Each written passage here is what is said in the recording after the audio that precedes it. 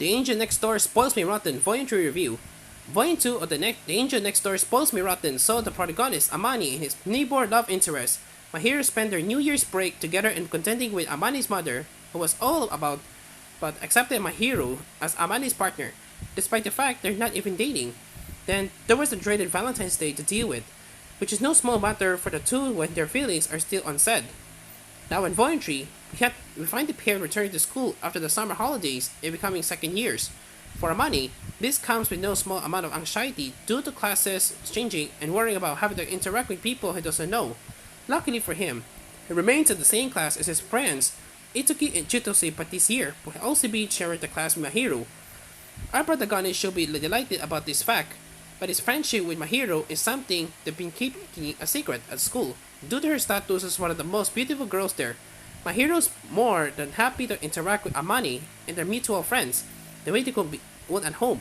But Amani rejects the idea and encourages her to keep her distance for both their sakes.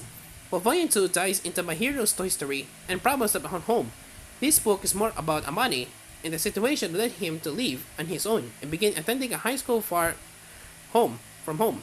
We didn't quite get to the bottom of it all this time around, but it's clear Amani has been hurt in the past and he self depreciating nature and refuses to see that my hero has feelings for him stem for this. I commented in previous reviews that one of the things I dislike about The Angel Next Door is a refusal to move the romance along, but now that we're beginning to get to the bottom of Amani's feelings, I'm not quite as frustrated but about that as I used to be.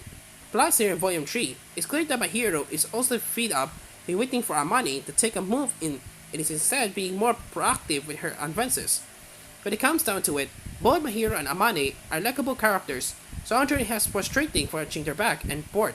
I equally wanted to see where the author planned on taking their story, so I am glad to see things shaking up on her because it feels less like the author is spinning their wheels and that a resolution to the romantic tension is in sight. I confess I am a big fan of the idea of my hero being the one who moves things along, rather than just waiting for Amani. It would have been easy to have been hurt about him pushing her away at school, and for it to snowball and lead to her isolating herself with him. Instead, she's a strong heroine, which is refreshing to see in this genre. Most importantly of all, author Saiki-san is crafting a heartfelt story here that's easy to read and proving to be enjoyable book to book despite my earlier reservations. With the anime starting in January, I'm sure it's going to be great fun to see how Amani and my hero's relationship transitions to our TV screens. I hope it's as cute as a light novel start. The Angel Next Door Spoils Me Rotten Volume 3 comes to the West thanks to Yen Press, and it continues to be translated by Nicole Wilder. As usual, the translation reads well, no issues of note. Volume 4 of the series is very available, but Volume 5 is set to follow in February. Overall, Volume 3 of the sweet high school romance series proves that it will be stuck in the endless back and forth.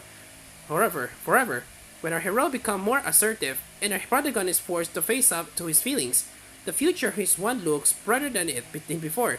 Fingers crossed for more of this in the coming books. 8 out of 10.